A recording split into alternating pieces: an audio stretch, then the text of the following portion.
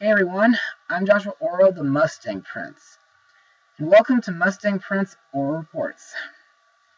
Now, as most of you know, Studio Ghibli has got to be one of the greatest Japanese animation studios in history. However, today, I want to talk about a new Japanese animation studio called Studio Ponoc. Now, this studio from Musashino, Tokyo, was founded on April 15, 2015 by former Studio Ghibli lead film producer Yoshiaki Nishimura,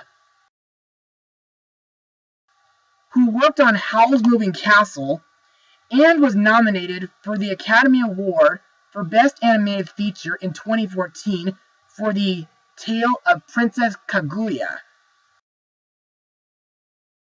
The name of the studio comes from the word Ponoc, for midnight, meant to signify the beginning of a new day. Now, on the topic of Studio Ponoc, we're going to look into their first, and so far, their only Japanese animated movie that they've made, in which several former employees from Studio Ghibli have joined up to put together. So let's get started. Released in Japan on July 8, 2017, and in the United States on January 19, 2018, the movie is Mary and the Witch's Flower. Now let's get started. Young Mary Smith follows two mysterious cats into a nearby forest and discovers an old broomstick and the strange fly-by-night flower, a rare plant that blossoms once every 7 years. Together, the flower and the broomstick whisk Mary above the clouds and far away to Endor College, a school of magic run by headmistress Madame Mumblechook and the brilliant Dr. D. But there are terrible things happening at the school, and when Mary tells a lie, she must risk her life to try and set things right. So, what do I think of this movie? Well, for being Studio Ponoc's first animated movie, this was very magnificent and magical. But I feel bad about not seeing it in theaters. And why didn't I? Well, like Pokemon 20, Mary and the Witch's Flower was released in selected cinemas courtesy of Fathom Events. But to further explain why I enjoy the movie, let's move on to Mustang notes. The movie was directed by Hiromasa Yonbayashi, who directed The Secret World of Arrietty and When Marnie Was There. The movie was animated by Studio Ponoc and distributed by Toho. Also, this movie is based on the Little Broomstick story by Mary Stewart. And to me, this story seems like something I'd be interested in reading someday, if I can find it at my local bookstore. Also, the English dub of the movie was recorded in London, England during July and August of 2017. As for the animation, well, in my opinion, the animation in this movie is absolutely wonderful, and it feels very reminiscent to many of the past movies made by Studio Ghibli. Also, I do like the look of Endor College. It almost makes me think of Hogwarts from Harry Potter, Sky High, and Laputa from Castle in the Sky. Also, the name Endor sounds like it came from Star Wars. Plus, in my opinion, the fly-by-night flower looks like a magical bluebell.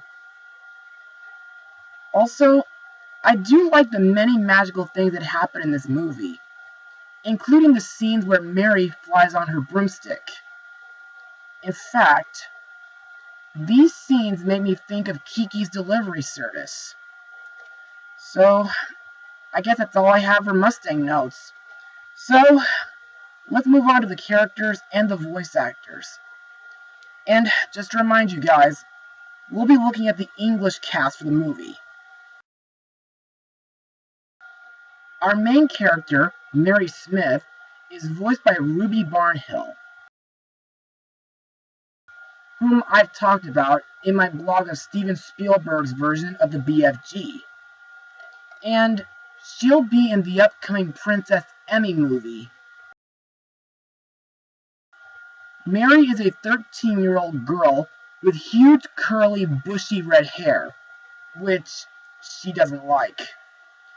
In my opinion, Mary is a relatable girl, and even though she started out bored and a bit clumsy, Mary can also be curious and adventurous. And while her magic abilities are limited, I think she has the potential to be a witch. But I'm glad she gave up her magic to save her friends. Mary's friend Peter is voiced by Andy Serkis' son, Louis Ashbourne Serkis, who has been in Alice Through the Looking Glass, and he'll be the lead character in the upcoming The Kid Who Would Be King movie next March. Peter almost reminds me of Wyborn from Coraline, in a way, but only not as annoying. But Peter's friendship with Mary does improve as the movie progresses. Next we have Peter's cats, Tib and Gib. And due to their design, they kind of remind me of a few cats from The Cat Returns. In the movie, Tib and Gib lead Mary to the fly-by-night flowers. However, Tib, the black cat, sticks out the most between the two, due to him being with Mary a lot throughout the movie. As for Gib, the gray cat, well, like Peter, she gets captured and taken to Endor College. There, she gets turned into a magical creature. Next we come to the main villain, Madame Mumblechook, voiced by Kate Winslet. Best known from A Kid in King Arthur's Court, Divergent, and James Cameron's Titanic. Now, like Emily Blunt as Tempest Shadow in My Little Pony the movie, I barely recognized Kate's voice as Mumblechook. When we first see her in the movie, Mumblechook seems very welcoming to Mary while giving her a tour of Endor College. But after she finds out who Mary really is, her attitude changes towards her. Later on in the movie, Mumblechook kidnaps Peter and demands that Mary turn the fly-by-night flower over to her. Next we have Dr. D, voiced by Jim Broadbent, who got to be in the Chronicles of Narnia, Arthur Christmas, Blue Sky's Robots, Around the World in 80 Days, and the Harry Potter franchise.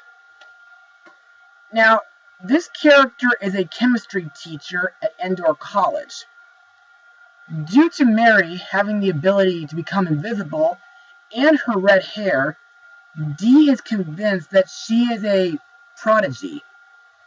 However, later in the film, while Mary and Peter are locked in the transformation lab, it is revealed that Dr. D has been experimenting on powerless animals and transforming them into magical creatures. We also have Flanagan, voiced by Ewan Bremer, While this fox-like creature doesn't have a big role in the movie, mostly what he does is scold Mary for leaving her broomstick around. But despite that, Flanagan is a funny character in my opinion. Another character to talk about is Mary's great aunt Charlotte, voiced by Linda Barron. To me, Charlotte is a sweet woman, and I think she had an interesting backstory in this movie. You see, later in the movie, when Mary comes to an isolated cottage, Charlotte reveals via mirror that the cottage was her previous home, and she used to be a red-haired pupil that excelled at Endor College. But one day, Charlotte found the fly-by-night flower on the campus, leading Mumblechuck and Dr. D to obsessively pursue a project to use the flower to transform all humans into witches. When one of their experiments disastrously failed, Charlotte decided to escape Endor, taking the flower with her. So, Charlotte begs Mary to use her last bud to return home. But instead, Mary vows to rescue Peter. And now, let's move on to my final words. Overall, Mary and the Witch's Flower is a magical movie, and for being Studio Ponoc's first Japanese animated movie, it's wonderful. The animation is beautiful, the story is a wonder, and the characters are all memorable.